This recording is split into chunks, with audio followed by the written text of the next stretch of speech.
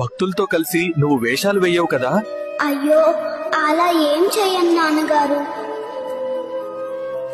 ఇవి దారిలో తిను, ఆ ఎలుకకు మొత్తం పెట్టకు. సరే అమ్మా.